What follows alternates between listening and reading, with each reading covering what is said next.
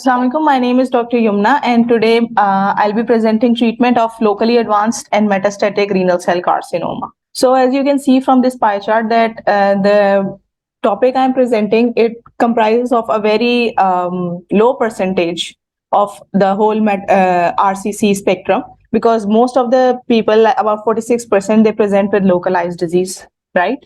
And the other 20 and 19%, they present with locoregional spread and metastatic spread. So this is kind of a thing that has low incidence but has a very worse prognosis normally. What is locally advanced RCC? It means that the tumor has extended beyond the kidney to the nearby tissues, such as adrenal, renal, vein, perinephric fat surrounding lymph nodes. However, it has not metastasized to a distant site like lungs, liver, bone, and other organs. However, one thing I would like to highlight here is that adrenal gland was once included in the locally advanced RCC. It was included in the T3 stage, T3 of the TNM part. But now adrenal has been is considered as also considered as metastatic. So this is an old definition. So this is a locally advanced RCC. Tumor that is extended into major veins or perinephric tissues, but not into the ipsilateral adrenal gland and not beyond the Girota's fascia. So this is the new addition in the 2017 AGCC TNM classification, that they have removed adrenal from the ipsilateral adrenal from the T3. So T3A is tumor extended into the renal vein,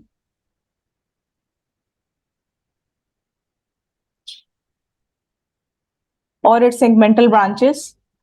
Normally we remember it like that, that T3A is the tumor that is invading in the renal vein, but if there are two more important things. If you see that if the pelvic ileal system is involved, this is also T3, or if the sinus fat is involved, this is also T3, right? So not only the renal vein, but pelvic ileal system and renal sinus fat, if they are involved, this disease is also T3A. T3B is tumor is extended into the vena cava below the diaphragm. As you can see here, this is diaphragm, and tumor is extending in the IVC but below the diaphragm. And T3C is tumor is invading into the vena cava above the diaphragm. And one more important point is that also above the diaphragm, and if it is invading the IVC wall, no matter if it is above the diaphragm or below the diaphragm, once it is invading the renal IVC wall, so this is T3C.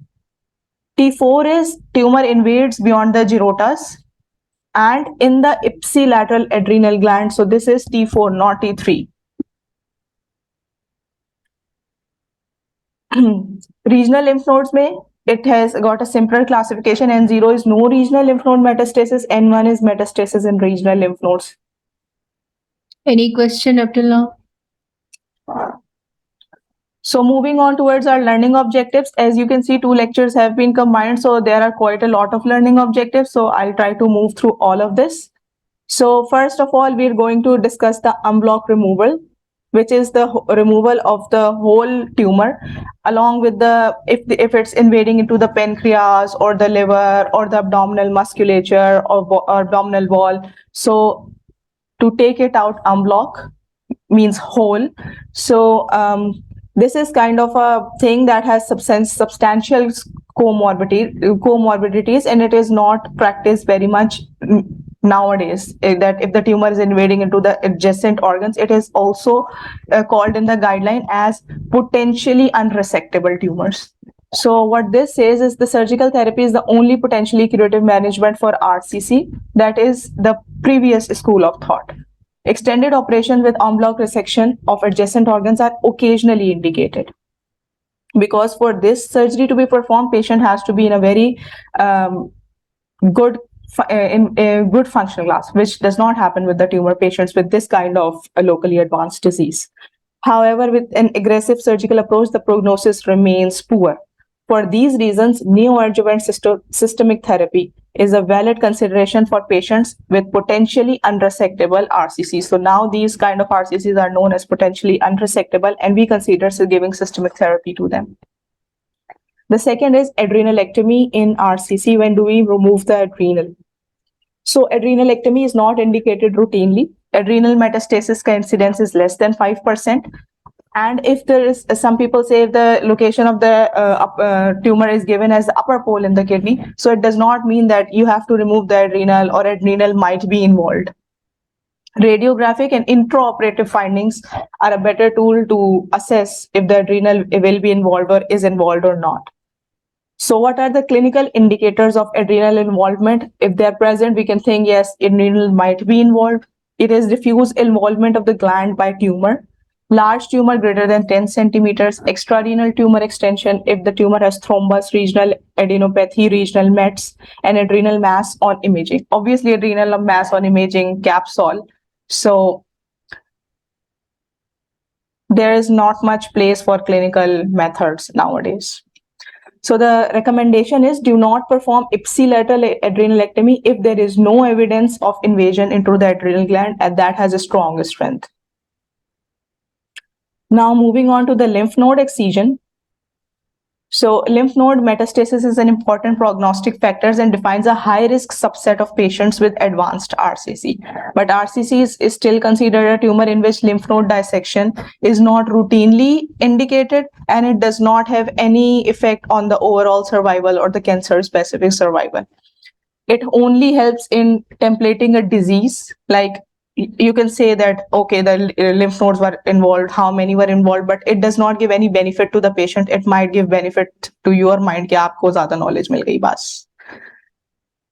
Although lymphadenectomy for RCC provides accurate staging, the therapeutic benefits of routine lymphadenectomy are controversial. जिनके ऊपर radiographically it's evident, only 30 to 45% of clinically enlarged lymph nodes contain metastatic disease. Rest of them are not even metastatic if they are already enlarged intraoperatively. Less than 20% of the suspected metastatic nodes जिसके ऊपर आप imaging पे देख लें CN is positive. But once you do the dissection, so only 20% of those patients have pathological nodal mets. Patients with two or more of the following pathological risk features were found to have increased lymph node metastasis greater than 40%. This include large primary tumor clinical stage 3, T3 or T4 means locally advanced, high tumor grade, sarcomatoid features, and histologic tumor necrosis. So these are the things in which if these are present, so the lymph node metastasis chance rises up to 40%. So this is what you can see here is for the right side, the most common site of lymphadenopathy is precaval lymph nodes, and for the left, it's obviously preaortal lymph nodes because these are the most closest to either of the kidneys. So in this EORTC randomized trial, radical nephrectomy failed to show survival advantage for most of the patients undergoing lymphadenectomy. No therapeutic benefit has been shown, and only in the subgroup of locally advanced RCC, that is T3, T4, showed a significantly better overall survival rates in patients who had gone lymph node dissection compared to those without lymph node dissection. So this is kind of an important part here, that RCC, T3, T4. These patients, if you do lymph node dissection in these, so these might show a kind of a better overall survival rate. Otherwise, lymph node dissection is not recommended. So do not offer extended lymph node dissection to patients with organ-confined disease. And in patients with clinically enlarged nodes, perform lymph node dissection for staging, prognosis, and follow-up medications. सही? तो ये आपके लिए, आप staging करें, आप उसको मरीज को prognosis बताएं, follow-up का बताएं, but patient has no benefit of this, और उसके survival पे कोई benefit नहीं होगा. Now Any question? आप पूछेंगे या मैं पूछना शुरू करूं?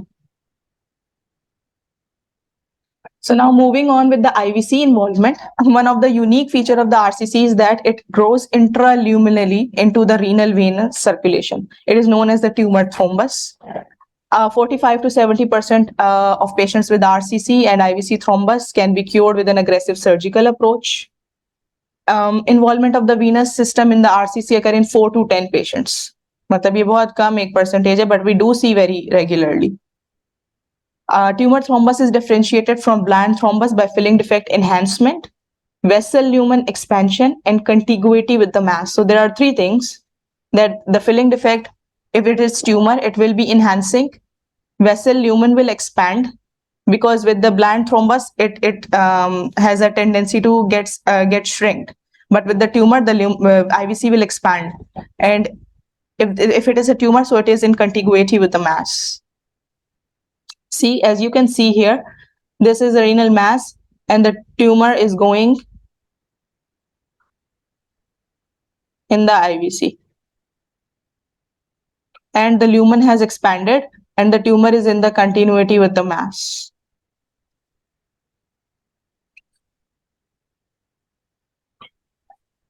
Another important thing is microscopic invasion of the wall of IVC. So this is the thing that makes it T3, T3C. If you say that T3C, agar microscopic invasion aa gayi hai, to it's T3C, whether the thrombus was below the diaphragm, in the renal vein, wherever, in the IVC less than 2 centimeter greater, doesn't matter. Once it's invading in the wall, it's T3C. MRI is the preferred diagnostic study, but because CT scan is also very sensitive, so now we routinely perform CT scan. However, if someone asks what is the better study, if MRI is in the option, so you have to mention MRI. Because it takes longer time, so we don't perform MRIs routinely. Preoperative renal artery embolization is not essential. Now, what we did, we read the TNM staging of the IVC tumor thrombus, but IVC tumor thrombus also has its own levels defined. Level 0 is it's limited to the renal vein. Level 1, it's extending into the IVC, but it is less than 2 centimeter from the renal vein. So it's extended into the IVC and just extended into the IVC less than 2 centimeter. And then level 2 is extended from to the IVC greater than 2 centimeter from the renal vein, but it's below the hepatic vein. See, can you appreciate that? This is level 0 in the renal vein. This is level 1. It does not have to do anything with the TNM classification. Do not confuse the two together, right? So yeah, this is kind of a surgical that surgeons define for the dissections and everything. This classification is just for the thrombus. Yes. Not for the not related to the TNM basically. Yeah. Whenever you want to do surgery with the thrombus, then you have to consider this. So in level 3, they have it has involved the intrahepatic portion of the IVC, but it's staying below the diaphragm. And in level 4, it has gone above the diaphragm. So what is the difference here? As you can see, they have just added two things. Level 0, 3, and 4. It's limited to the renal vein, involve the intrahepatic portion of the IVC below the diaphragm, then above the diaphragm. What two things they have added? That less than 2 centimeter in level 1, it's extended from the renal vein less than 2 centimeter, and level 3, it's extending greater than 2 centimeter. So these are the two things additional that they have added. The rest is the same as TNM. So this is the level 0 in which it is only in the renal vein. So there is nothing much difference. We just clip the renal vein and do the radical nephrectomy. However, in level 1, the thrombus is managed with a Setinsky clamp. As you can see, IVC है वो हमने block कर दिया, thrombus is removed, and then IVC is repaired. I think we have mostly everyone has seen this kind of surgery being done. This kind of thrombectomy, applying a Setinsky clamp, removing the thrombus, and then repairing the lateral wall of the IVC. We do it so routinely, right? This is a good picture. Level 2 IVC thrombus is managed by sequential clamping of the lower IVC, contralateral renal vein, and the supra renal part of the IVC. So the thrombus is isolated. How many people have seen this one? applying 3 clamps? Nobody? Because there is kind of a vascular clamp release situation that is asked in exams, which is when you release the clamp. So when you once you remove the thrombus, you heparinize this part. So you first remove the this part, the distal clip, and then you remove the suprarenal part, this clip, and then you remove, in the end, you remove the clip on the contralateral renal vein. So it kind of helps with the decreased incidence of thrombus or emboli traveling into the other kidney, or if the this kind of declamping involve also saves the other kidney from ischemia or any potential embolus traveling into the contralateral kidney. अच्छा, इसमें एक सवाल ये भी पूछा जाता है कि कौन सा क्लैंप आप पहले लगाएंगे?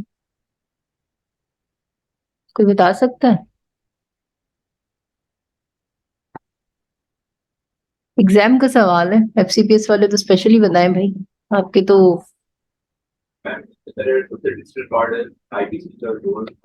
क्यों?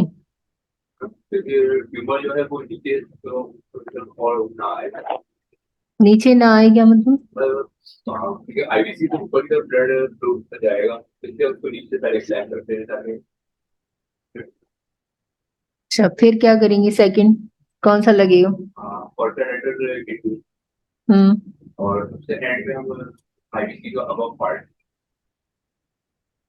ठीक है, नीचे वाला तो ठीक है आपका। फर्स्ट जो है ना उसमें ही करते हैं। यूजुअली कुछ लोग क्या करते हैं कि सेकंड जो है वो भी लगा लेते हैं, अपोजिट साइड पे लगाने के बजाय ऊपर लगा देते हैं। लेकिन बहरहाल लगाना अपोजिट साइड पे जाए, क्योंकि हमारा मकसद वही है, सेकंड किडनी को भी सेव करना है। ठीक है, तो नीचे सही कह रहे हैं, वही लगाना है क्योंकि अकॉर्डिंग टू द फ्लो है। ठीक है, अच्छा, अगर आपका आईवीसी की वॉल इन्वॉल्व है तब क्या करेंगे? मतलब ठीक है, ये तो आपने क्लैंपिंग करके थ्रोम्बस निकाल दिया, आईवीसी रिपेयर करके खत्म। अब तो वॉल इन्वॉल्व हो गई, अब क्या करेंगे?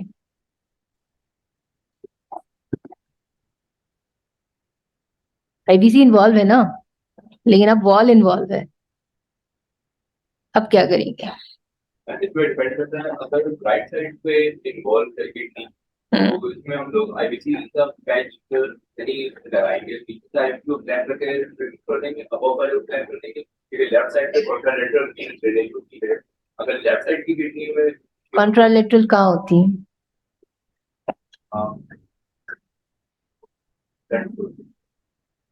शंट्स होता है, ग्नेडल वेन्स होती हैं, बहुत सारी चीजें होती हैं, तो शंट्स कहाँ से आ गए?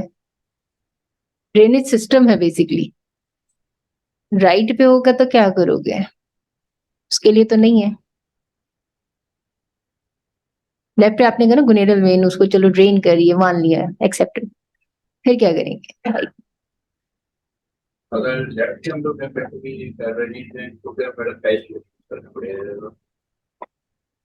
आपने लेफ्ट की और राइट में जो है ना, अब आपको किडनी सेव करनी है, अब क्या करेंगे? ग्राफ्ट लगाएंगे, ग्राफ्टिंग करेंगे, ऐसा है? जी जी, ठीक है।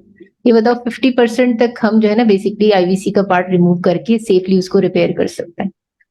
If it's more than 50 you have to take a graft. ठीक है,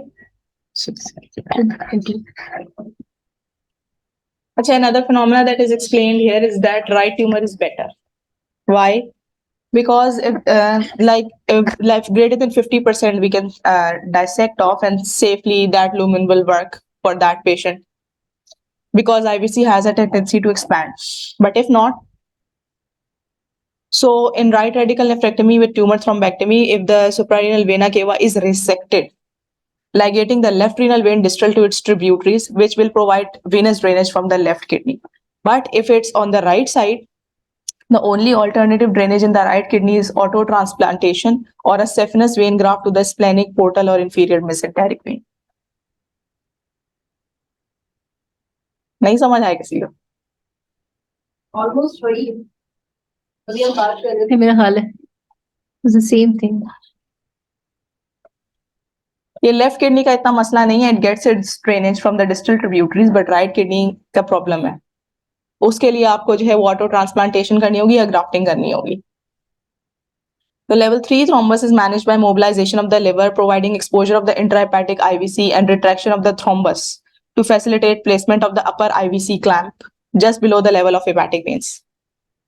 If the cephalic clamp must be placed above the level of hepatic veins, a Pringle maneuver should be performed. And then right tumor is better because right tumor is better because it gets its drainage from in the left renal vein, but not the left side tumor. It has to be grafted. Then in the level 4, which we have never seen, it's a very complicated thing. We have to do the cardiovenovenous bypass, cardiopulmonary bypass. We have to apply multiple clamps, chevron or Mercedes-Benz incision. Some people open the thorax, some people don't open the thorax. So there is involvement of the cardiovascular surgeon. And we are not going into details of this level 4 IVC thrombus, right? We normally don't do these type of surgeries, but ideally it should be done. Like if agar atrium mein koi thrombus hai, we have to remove it. But in our center, we unfortunately don't have the facility, so we don't do that. So this is some current talk. Data regarding robot-assisted laparoscopic nephrectomy and IVC thrombectomy are emerging from a few centers around the world. Early data indicates that selected patients with level 1 through level 3 thrombus can undergo safe robotic surgery. They have only excluded the level 4. So although oncological outcomes remain preliminary, but and more mature data is needed. So there is no recommendation or indication that robotic or laparoscopy is better because the data is insufficient. The recommendations of EUA guidelines are, in the case of metastatic disease, discuss surgery within the context of the multidisciplinary team and remove the renal tumor and tumor thrombus in case of venous involvement in non-metastatic disease. Then there is risk stratification. So why are we risk stratifying the patient? Because now we are talking about the metastatic RCC.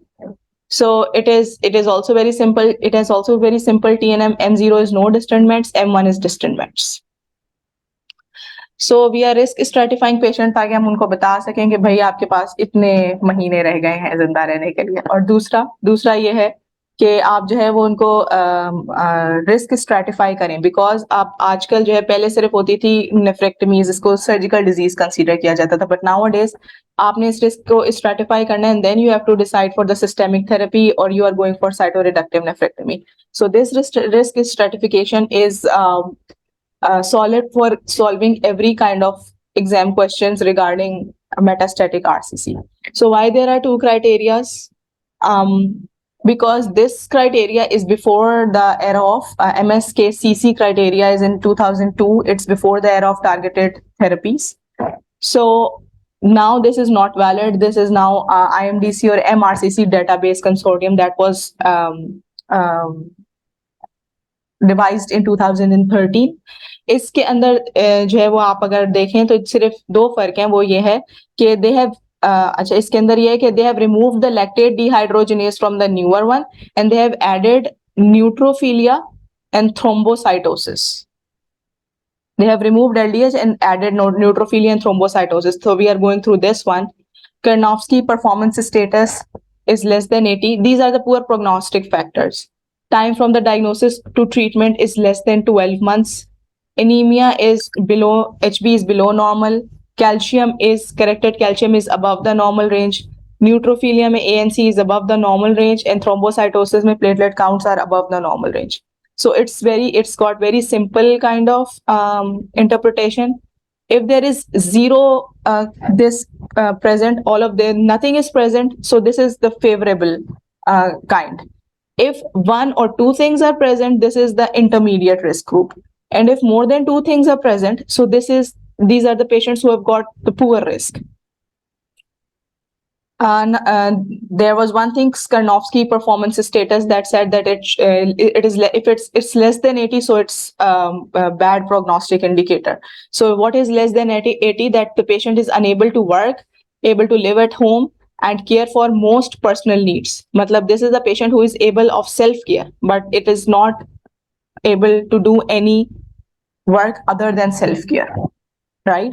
So 80 is normal activity with effort and some sign or symptoms of the disease. So this is kind of an important thing because they mention these things in the exam questions. So if the Karnofsky performance status is less than 80, that the patient remains at home, doesn't do any work, but takes care of himself, so that is Karnofsky is less than 80. Right? Low hemoglobin, high calcium, neutrophilia, thrombocytosis, and time from diagnosis to treatment is less than 12 months, right? Why this is important? Anyone? क्यों important है भाई? हम एक disease की बात करें, इतना सारा हम स्ट्रेटिफिकेशन कर रहे हैं, मेटास्टैटिक की तो हम बात कर ही रहे हैं, मेटास्टैटिस हो गई है तो अब क्या करें? This is for the prognosis basically. Outcome क्या है? एक हर मेटास्टैटिक डिजीज को ट्रीट नहीं करना है. When you justify the treatment, like आप फैमिली को काउंसिल कर देते हैं सम टाइम के हम कुछ नहीं कर सकते, just palliative treatment. When according to this, ठीक है, हर मेटास्टैटिक को आप ये नहीं कहते कि हम कुछ नहीं कर सकते, कुछ को आप ट्रीट करते हैं just according to this stratification. Okay, तो फैमिली को जब भी काउंसिल करेंगे इसमें स्ट्रैटिफिकेशन करने के बाद आप कर सकते हैं, जिस लेवल में आता है उसके अकॉर्डिंग आप काउंसलिंग करते हैं. ठीक है, अगर पुअर है तो आप कह देते हैं फैमिली को we won't offer any treatment. If there is a chance you have to give them. So as you can see here, the favorable risk group in which there are 0 risk factors present. So they've got a survival time of about 3 years. Intermediate risk patients who have got a risk 1 to 2 risk factors, they've got a median survival time of 29 months.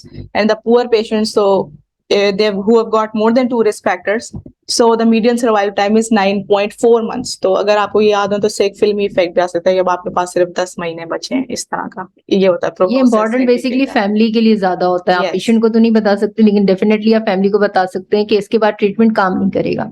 लेकिन like he could survive for the 3 years, 2 years, 1 year, क्योंकि family को mentally prepare करना बहुत जरूरी है. So now moving on to the metastatic. So before going to the full-fledged metastatic disease, there is also entity which is known as oligometastasis. So oligometastasis is presence of few metastases, which is now defined as less than 3. Previously, it was less than 5. When oligometastasis is present at the same time as the primary RCC or develop after nephrectomy, if it's present at the same time as the primary tumor, it is called synchronous. And if it becomes obvious after nephrectomy, it is called metachronous. The preferred treatment for oligometastasis, that it means that less than 3 meds, it is resection. For brain and bone mets, radiation is also an option because resecting these bony parts is not very easy. Criteria for good prognosis in patients with oligometastasis: when mets occur in the lung and when mets arise after nephrectomy. That means that the patient was initially M0. This is good prognosis. If patient was initially M1, this is bad prognostic sign. Means they are talking about metachronous here. So this is a question. A 58-year-old woman had a nephrectomy 6 years previously for a grade 2 clear cell carcinoma. She was incidentally found to have 3 left-sided pulmonary nodules. A physical examination is normal. All of the blood chemistries, CT of the brain, lungs, abdomen, and pelvis show 3 pulmonary nodules with no associated hilar or mediastinal adenopathy, and a bone scan is also normal. Which of the following is the most appropriate next step in the management? कौन बताएगा? नवाज बताएगा. हाँ, सी, क्योंकि अभी हमने discuss किया ना, ओलिगोमेटास्टेसिस है. दूसरा इसका गुड प्रोग्नोसिस इसलिए है क्योंकि इसने मेटाक्रोनस ट्यूमर्स डेवलप किए हैं, और 3 है, उसने 3 की इंडिकेशन दी, उसमें भी कोई कंफ्यूजन नहीं है, और इसकी फंक्शन क्लास अच्छी है, सारी लैब पैरामीटर अच्छे हैं. तो फिर we will do mediastinoscopy followed by resection of the pulmonary nodules, right? So this is a good scenario of an oligometastasis disease. Now we are going to discuss cytoreductive nephrectomy. Cytoreductive nephrectomy was once all the thing, but now it's not. Now it is defined as a radical nephrectomy in M1 patients before administering systemic therapy. So it is an option for patients with low risk meta. metastatic RCC. So now you see that if you go back to that risk stratification, so the patient should not have Karnofsky's less than 80, should not have anemia, not have hypercalcemia, not have thrombocytosis. So now you have to see all these points. You do not go do a cytoreductive nephrectomy upfront. For intermediate risk patients who respond well to systemic therapy, it is an option for low risk, but on the CERTIME trial, based on the CERTIME trial, it says that intermediate risk patients में जो के आप intermediate risk कौन से जिनके अंदर 1 to 2 risk factors present हैं. So who respond well to the systemic therapy means sunitinib, right? TKIs. तो उनके अंदर जो है you can do there is a place for cytoreductive nephrectomies. But patients most likely to benefit from cytoreductive nephrectomy have good performance status, that is ECOG 0 or 1, no brain mets, and mets in the lung. So mets in the lung are kind of a good thing. So there are two kinds of cytoreductive nephrectomies, curative with a curative intent and with a palliative intent. So tumor resection is curative only if all the tumor is resected. So it is only possible in oligometastatic disease, right? And palliative is for most patients to control severe local and systemic symptoms, and it requires systemic therapy. So this is a French trial. I don't know how to pronounce it. It's written here. It's Carcinoma study in short. So what they did, they took 450 patients with metastatic clear cell RCC, and they randomized them to the cytoreductive arm and the other arm to the cytoreductive nephrectomy followed by sunitinib, and the other arm to only sunitinib. However, this study did not reach its accrual, means that they needed to induct 547 something patients, but the accrual or the induction of the patients was very slow. The study was closed prematurely. But the data that came out, it showed that sunitinib alone, the second arm in which there was no cytoreductive nephrectomy, was performed. They had unknown was not inferior to cytoreductive nephrectomy followed by sunitinib in patients with intermediate or poor prognosis with regard to overall survival. मतलब जिनकी cytoreductive की थी, patient को sunitinib दी थी, वो भी उतना ही जिंदा रहे, जिनको सिर्फ sunitinib दी थी, उनको भी कोई फर्क नहीं पड़ा, वो भी उतना ही रहे. Then there was another trial done, this is the CERTIME trial, जिसके अंदर उन्होंने बोला कि intermediate risk factor वालों में cytoreductive की अभी भी कोई जगह है. So the randomized EORTC CERTIME trial study revealed that the sequence of CNN sunitinib did not affect the progression-free survival. इन्होंने किसमें randomize किया? आधे patients को इन्होंने immediate cytoreductive nephrectomy कर दी और आधों को इन्होंने जो है पहले defer कर दी nephrectomy, फिर इनको sunitinib दी. और फिर उसके अंदर जो प्रोग्रेस नहीं किए उनको इन्होंने साइटोरेडक्टिव किया, या वो उसका जो है वो result they did mention only the initial part. उसके अंदर उन्होंने बताया कि overall survival was better in the deferred nephrectomy group, यानी कि जिनको उन्होंने पहले sunitinib दी उनका ओवरऑल सर्वाइवल बेटर था उनसे जिनको उन्होंने अपफ्रंट नेफ्रेक्टमी कर दी. In patient with poor performance status और poor IMDC poor risk, small primaries, high metastatic volume and sarcoid tumour, cytoreductive nephrectomies are not recommended now. Now what are the indications? Curative आप किसमें कर सकते हैं? वो जिनका गुड परफॉर्मेंस स्टेटस हो, जिनके रिसेक्टेबल प्राइमरी ट्यूमर्स हो. और palliative आप किसमें कर सकते हैं? जिसमें intractable pain, severe haematuria, constitutional symptoms हो, पैरानियोप्लास्टिक मैनिफेस्टेशंस हो जैसे कि hypercalcaemia, erythrocytosis, thrombocytosis, hypertension, pressure symptoms और surrounding viscera. But proper patient selection is for surgery is paramount. It has been observed that up to 31 patients never receive systemic therapy following CN. मतलब cytoreductive उनके लिए काफी हो जाती है. अब इसके अंदर एक और पॉइंट है that neither Carmina nor CERTIME answered the question regarding cytoreductive nephrectomy in patients with low metastatic disease.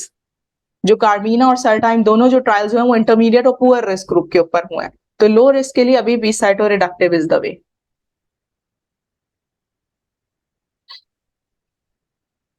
So these are the summary of evidence. We have discussed all this already. So what are the recommendations? Do not perform cytoreductive nephrectomy in poor risk patients. Do not perform immediate cytoreductive nephrectomy in immediate risk patients. Why this strength rating is weak? Because CERTIME and Carmina both studies were closed prematurely, right? Start systemic therapy without cytoreductive nephrectomy in intermediate risk patients. who have an asymptomatic synchronous primary tumor. Discuss delayed cytoreductive nephrectomy patients who derive clinical benefit from systemic therapy. Perform immediate cytoreductive nephrectomy in patients with good performance status who do not require systemic therapy. And perform immediate cytoreductive nephrectomy in patients with oligometastasis. So there is only one strong evidence कि poor risk के अंदर आपको नहीं करनी cytoreductive because you will do more harm than good. So now here's a question. In which of the following patients with metastatic RCC is cytoreductive nephrectomy most appropriate? So there is a 50-year-old male जिसका ECOG 0 है. He has a large 12 centimeter right renal mass and 4 small pulmonary mets. And then there is a 67-year-old lady with an ECOG performance 0. इनका 7 centimeter का left renal mass है. She has got retroperitoneal adenopathy and hepatic metastasis that have doubled in over 4 weeks. Then there is an 81-year-old man who is asymptomatic 6 centimeter right renal mass and multiple hepatic metastasis, and he has declined systemic therapy. Then there is a 72-year-old man with ECOG performance status of 2. He has got a 5 centimeter renal mass and mild dyspnea associated with numerous pulmonary mets. कौन बता रहा है इसका? फहद बता रहा है. जाग जाए भाई. अरसलान बताएंगे. हाँ, yes. अरसलान ने सबसे ज्यादा की है उनको.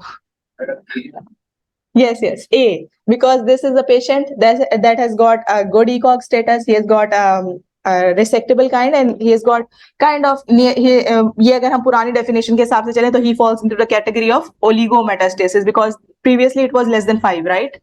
इसको समझने की कोशिश करें क्योंकि यही वो चीजें हैं जो आप प्रैक्टिकली नीचे ऑनको में देखते हैं. मतलब इसमें कोई ऐसी नई चीज नहीं है, ये सब वही है. बस जरा गौर करें और यही एग्जाम में होगा. ठीक है. So now we are discussing angioembolization of the primary tumor. If the patients are unfit for surgery and have got a non-resectable disease, embolization can control symptoms including visible hematuria or flank pain.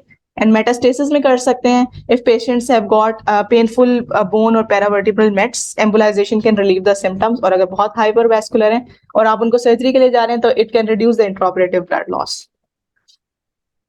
कितनों ने देखी है एंजियोएम्बोलाइजेशन?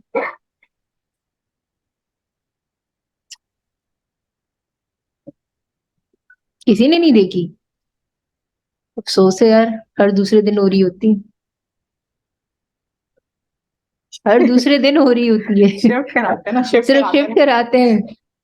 तो करते क्यों है ये तो बता दो. ट्यूमर में क्यों करेंगे भाई? कब करते हैं? सॉरी, कौन है? जरा खड़े होके बताए, मुझे आवाज आई है किसी की. कयूम.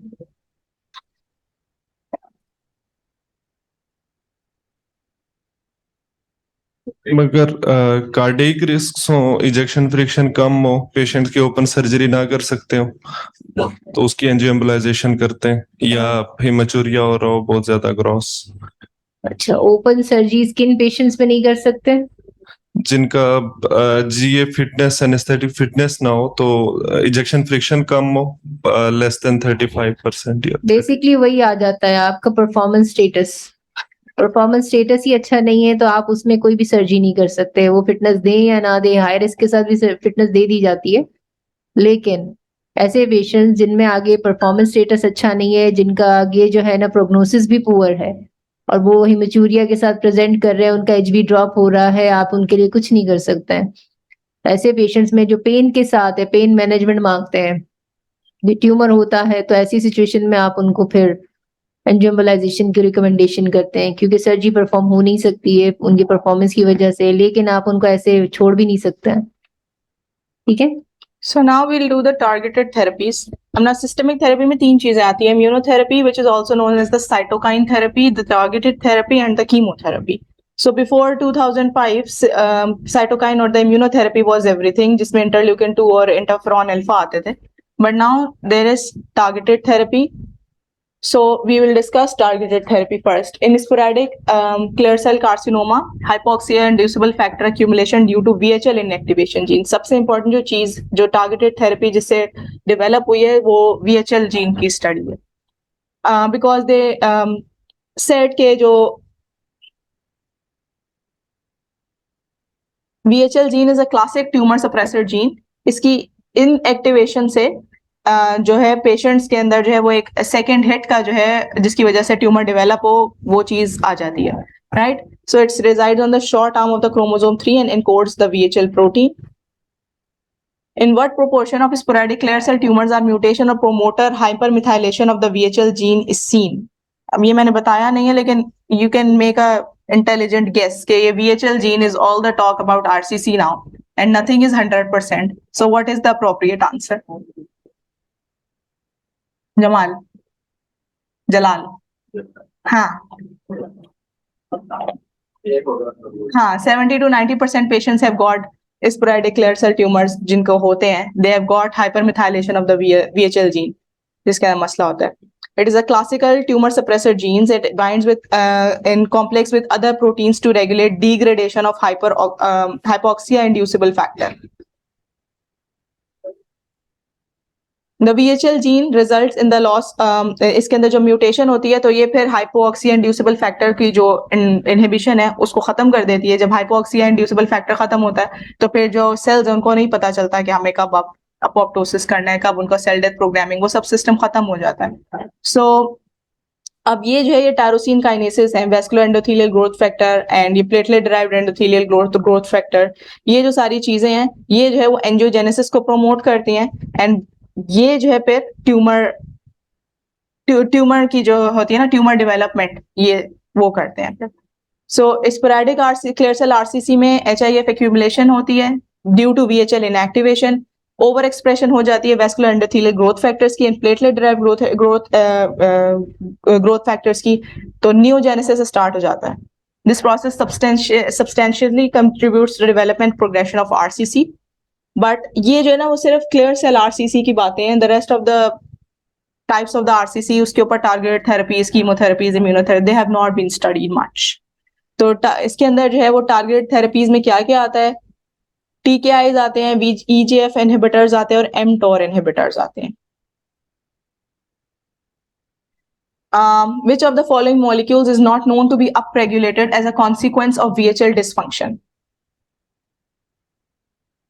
तो इसके लिए इसका जो आंसर है मैं खुद ही बता देती हूँ क्योंकि बहुत बोरिंग है. इसमें VGF और PDGF और TGF अल्फा को हम टारगेट करते हैं थेरेपी से और ये जो RAF1 है इट इज नॉट वो, तो it's the odd one out. अब TKIs क्या करते हैं? They reduce angiogenesis and cell proliferation and they lead to cell death. They inhibit various tyrosine kinases like जो मैं बताए, ठीक है, and they improve progression free survival by 2 to 6 months. अब FDA अप्रूव TKIs कौन कौन से? Sunitinib, pazopanib, sorafenib, axitinib, cabozantinib and lenvatinib. तो pazopanib and sunitinib are options for the first line treatment of low risk metastatic RCC. So this is pesopanib का डब्बा that costs 65,000 rupees. It has got 30 tablets in it, and patient has to take it for a long period of time. इसीलिए ऐसी drug सिर्फ आहान में नजर आएंगी. So TKI के side effects क्या हैं इसके अंदर? There is one thing that I would like to highlight is the hand-foot syndrome. ये पहली दफा जो है वो कीमोथेरेपी की जो ड्रग कैपिलरी लीक की वजह से हैंड फुट्स में जो रैशेस हो गए थे उसकी वजह से ये वो हुआ था. तो it's kind of associated with all the chemotherapeutic drugs. TKI इसके अंदर ज्यादा होता है. ऑल्टर टेस्ट, बाकी वही सारी चीजें, वॉमिटिंग, डायरिया और हाइपोफॉस्फेटेमिया, सारा electrolyte profile derangement. One more thing that I would like to highlight is that क्योंकि एंजियोजेनेसिस को इनहिबिट कर रही हैं और जो है क्या कहते हैं हीलिंग को वो कर रही हैं, तो अगर this patient is going for any elective surgery तो you have to stop TKI before the surgery and some time after the surgery. और ये डिपेंड करता है कि आप कौन सी TKI प्रिस्क्राइब कर रहे हैं, कि कितने टाइम पहले आप बंद करें. Now the second is the VEGF inhibitors. इसमें bevacizumab आती है. Is a humanized monoclonal antibody. It inhibits angiogenesis and tumor growth by binding to VEGF-A. Initial first-line treatment in combination with interferon alpha has been shown to increase progression-free survival by 3 to 5 months compared with interferon alone.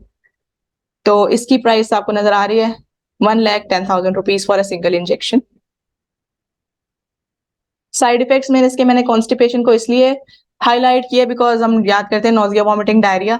तो बिवैकिजुमैब का जो side effect है वो diarrhoea नहीं है, वो constipation है. Rare side effect में कितनी कॉन्स्टिपेशन जाती है कि बाउल परफोरेट और हेमरेज हो सकती है, right. It has to be stop 28 days before elective surgery and restart 28 days after. mTOR inhibitors जो हैं वो it is a protein that upregulates hypoxia inducible factor और उसकी वजह से फिर VGF और PDGF वो भी सारे बढ़ते हैं. तो अगर हम mTOR को inhibit कर दें तो angiogenesis और cell proliferation it will reduce. So it has got two drugs, temsirolimus and everolimus. टेम्सिरोलिमस जो है वो जिन पेशेंट्स का शॉर्ट सर्वाइवल है एडवांस्ड आरसीसी वाले उनके लिए अप्रूव्ड है. एवरोलिमस जो एडवांस आरसीसी में उनके लिए अप्रूव्ड है जिनमें सुनिटिनिब फेल हो चुकी है, यानी कि ठीक है जिसको हम फर्स्ट लाइन कह रहे थे. हां ठीक है, sunitinib is not first line any more and it is also approved in everolimus. Everolimus is also approved for shrinking AML. इसका one injection it cost 4,50,000 rupees. mTOR के साइड इफेक्ट्स में जो रेयर साइड इफेक्ट्स है उसमें bowl perforation और इसका interstitial pneumonitis आता है. बाकी वही है सब चीजें. अच्छा, इम्यूनोथेरेपी जो है जिसको साइटोकाइन थेरेपी भी कहते हैं उसके अंदर जो इंटरफेरॉन अल्फा और इंटरल्यूकिन 2 थे, जब से ये TKIs आ गई और इम्यून चेक पॉइंट ब्लॉकेड आ गया, दीज एजेंट्स आर नॉट अब रूटीनली यूज. अब इंटरफेरॉन अल्फा जो है वो बिवैक्यूजुमैब के साथ कॉम्बिनेशन में यूज हो सकता है जो कि VEGF इनहिबिटर्स है. इनका अलग से अब रोल खत्म हो चुका है. वो हाई डोज, लो डोज, बार बार ये सब चीजें वो नहीं होती है. अब TKI से भी ज्यादा न्यू चीज जो है वो इम्यून चेक पॉइंट इनहिबिटर्स हैं जिसके अंदर PDL1 इनहिबिटर्स हैं और CTLA4 इनहिबिटर्स हैं, जिसके अंदर ये निवोलुमैब, पेम्ब्रोलिजुमैब और इप्लिमुमैब ये सब शामिल है. अच्छा, the sirolimus analogs temsirolimus and everolimus act primarily on which of the following pathways? ये कौन से वाले हैं जो अभी आए थे?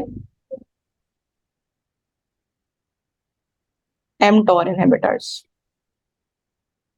तो इस तरह वो आपसे पूछ सकते हैं बहुत सी चीज, कोई भी दवाइयों के नाम देखे कौन से वाले क्लास से बिलोंग करती है, तो it belongs to sirolimus belongs to the mTOR group. अच्छा, अब इसमें एक क्वेश्चन है. 50-year-old man with 12 centimeter left renal mass identified on a CT scan to evaluate abdominal pain is referred for further management. He is otherwise healthy except for mild fatigue that has developed over the past 3 months. अब laboratory evaluation पे इसके ध्यान दें. It has got a hemoglobin of 9.8 and elevated corrected calcium. कितने risk factors हो गए? 2 हो गए, इंटरमीडिएट में आ गया. But an otherwise normal chemistry panel and complete blood count. अब उसने क्या किया, इसके उन्होंने फटीक का बताया और ये नहीं बताया कि ही इज वर्किंग और नॉट. सो हम कर्नॉफ्स्की को प्लस माइनस में रखते हैं. तो इसके अंदर जो है वो क्या है, इसके ऑप्शंस में CT scan of the chest reveals multiple nodules consistent with metastatic disease. इसके मल्टीपल नोड्यूल्स हैं. Biopsy of the renal mass reveals clear cell carcinoma Fuhrman grade 3. Which of the following is true with regard to surgical management of this patient? अब इसके options क्या है? Cytoreductive nephrectomy should be performed since this patient appeared to be otherwise healthy with a good performance status. Systemic therapy should be offered to this patient since he is unlikely to benefit from cytoreductive nephrectomy. Systemic therapy should be commenced with cytoreductive nephrectomy after 6 months cycles of sunitinib. The patient has high risk disease and should commence therapy with everolimus. कौन बता रहा है? नवाज बता रहा है, नहीं बता रहा.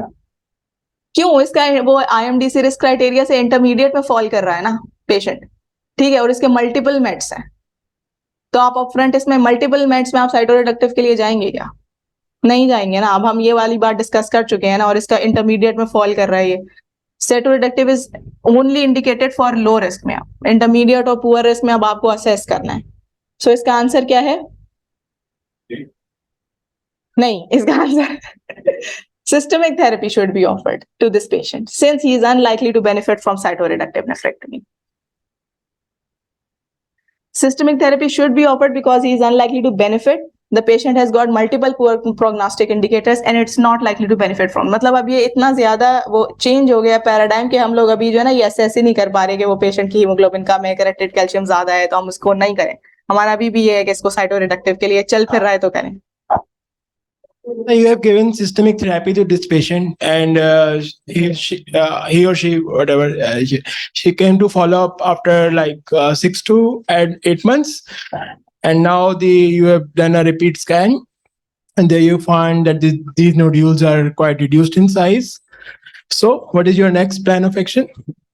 हाँ, इसके ऊपर उन्होंने डिफाइन किया है कि अगर आपने पेशेंट को सिस्टमिक थेरेपी दी और पेशेंट की डिजीज प्रोग्रेस नहीं करती उसका परफॉर्मेंस स्टेटस अच्छा है और डिजीज जो है वो प्रोग्रेस नहीं कर रही और इवन अगर बेटर भी हो रही है तो then you go for cytoreductive. Right. So this is the point everyone should be clear in his mind, that you have to re-stratify the patient after giving the systemic therapy.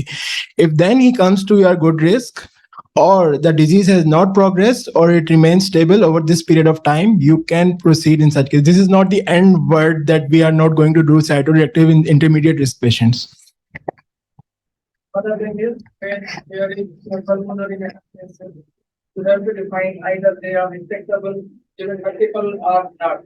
But if they are resectable, they are very free, and if it is resectable by laparoscopy, then this will be the first outcome. Because RCC is always have good prognosis when completely resected from the body. The backbone of treatment, naive metastatic RCC has changed to immune checkpoint inhibitors, जिनको कभी कोई treatment नहीं मिला and they present with metastasis. तो when I was in LNH तो हम उसको सबसे पहले पेजोपेनिब देते थे. पेजोपेनिब जो वो TKI है, ठीक है.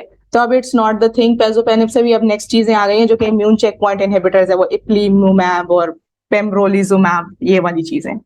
Complemented by a TKI or immune checkpoint inhibitor directed against CTLA4. At present, 6 phase 3 RCTs on immune checkpoint inhibitor combinations have shown superiority against sunitinib or pazopanib that were a previous standard of care. अब standard of cares have changed. So अगर favorable risk है तो उसके अंदर भी आप देखें pazopanib जो है alternative में आ गई है, और ये जो है अगर poor risk है तो उसके अंदर भी ये सब जो है वो alternative उसमें आ गए हैं. Standard of care क्या बन गया अब? Immune checkpoint inhibitors. पेम्ब्रोलिजुमैब और लिवेटिनिब का कॉम्बिनेशन. ये जो बराबर में निब वाले आ रहे हैं दे आर टीकेआईज, और ये जो आ रहे हैं ये इम्यून चेक पॉइंट इनहिबिटर्स हैं. और पुअर रिस्क के अंदर जो है वो अब आप उसके अंदर भी इसी तरह निवोलुमैब और कैबोजेटिनिब, सही है, और इसी तरह जो है वो टीकेआई के साथ आप इम्यून चेक पॉइंट इनहिबिटर वो दे रहे हैं. हाँ, ऑल्टरनेटिव के अंदर जो है वो आप उसको दे सकते हैं टीकेआई को, जो कि ये चीज इम्यून चेक पॉइंट इनहिबिटर को टॉलरेट नहीं कर रहे या अफोर्ड नहीं कर रहे. So there is a newly diagnosed patient with metastatic clear cell RCC. He is referred for discussion of systemic therapy options. You determine that he has intermediate risk disease based on standard prognostic criteria, and that systemic therapy should be commenced. Which of the following decisions would be supported by data from randomized phase 3 studies? Sunitinib is the most appropriate choice for initial treatment of this patient. Initiate therapy with the combination of nivolumab and ipilimumab, since it is associated with better response rate and overall survival compared with sunitinib. Initiate therapy with the combination of pazopanib and nivolumab.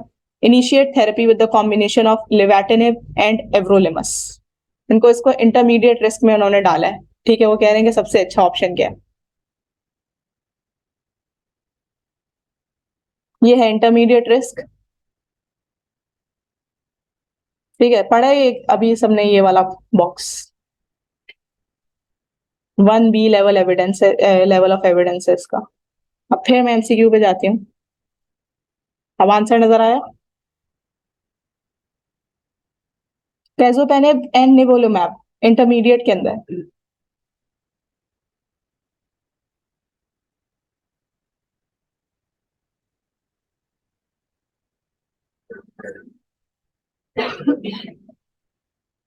Intermediate के अंदर पेजोपेनिब और nivolumab नहीं है. ये है nivolumab और इपिलुमैब. सही है, तो ये इसका आंसर हुआ बी. अच्छा, हम देखते हैं अब. Initiate therapy with the combination of nivolumab and ipilimumab, जो कि इम्यून चेक पॉइंट इनहिबिटर्स हैं. It is associated with better response rate and overall survival compared with सुनिटिनिब.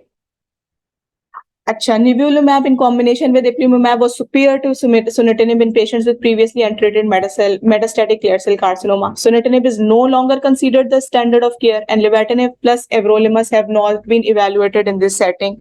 और combination of pazopanib और PD-1 inhibitor उसकी जो है वो unacceptable side effect profile है, ठीक है. और कीमोथेरेपी जो है वो we do not offer chemotherapy to patients with metastatic renal carcinoma. Thank you.